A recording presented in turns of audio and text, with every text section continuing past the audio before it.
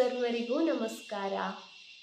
ಕುರುಕ್ಷೇತ್ರ ಯುದ್ಧದಲ್ಲಿ ಅರ್ಜುನನು ತನ್ನವರೇ ಆದ ಭೀಷ್ಮ ಪಿತಾಮಹರು, ದ್ರೋಣಾಚಾರ್ಯರು ಹಾಗೂ ಕೌರವರೊಡನೆ ಹೋರಾಡಲಾಗದೆ ವಿಷಾದದಿಂದ ಕೈಚೆಲ್ಲಿ ಕುಳಿತಾಗ ಶ್ರೀ ಕೃಷ್ಣ ಪರಮಾತ್ಮನು ಅರ್ಜುನನಿಗೆ ಬೋಧಿಸಿದ ಸಾಲುಗಳೇ ಭಗವದ್ಗೀತೆ.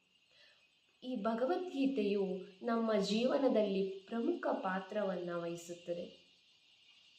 ಆಧ್ಯಾತ್ಮ ಜ್ಞಾನ, ನೈತಿಕ ಮೌಲ್ಯ, ಕರ್ತವ್ಯ ಮತ್ತು ಕರ್ಮ, ಮಾನಸಿಕ ಶಾಂತಿಯನ್ನು ನೀಡಿ ಮಹಿಳೆಯು ದೈನಂದಿನ ಜೀವನದಲ್ಲಿ ಎದುರಿಸುವ ಅನೇಕ ಸವಾಲುಗಳನ್ನು ಅಚ್ಚುಕಟ್ಟಾಗಿ ಧೈರ್ಯದಿಂದ ನಿಭಾಯಿಸಲು ಸಾಧ್ಯವಾಗುತ್ತದೆ.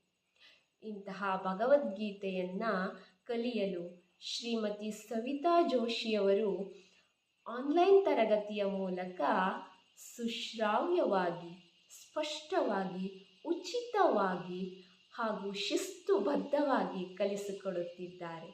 ಬನ್ನಿ ನಾವೆಲ್ಲ ಅವರ ಆನ್ಲೈನ್ ತರಗತಿಯಲ್ಲಿ ಭಗವದ್ಗೀತೆಯನ್ನು ಕಲಿತು ಶ್ರೀ ಸ್ವರ್ಣವಲ್ಲೀ ಸ್ವಾಮಿಗಳ ಭಗವದ್ಗೀತಾ ಅಭಿಯಾನದಲ್ಲಿ ನಮ್ಮದೊಂದು ಪುಟ್ಟ ಹೆಜ್ಜೆ ಇಡೋಣ.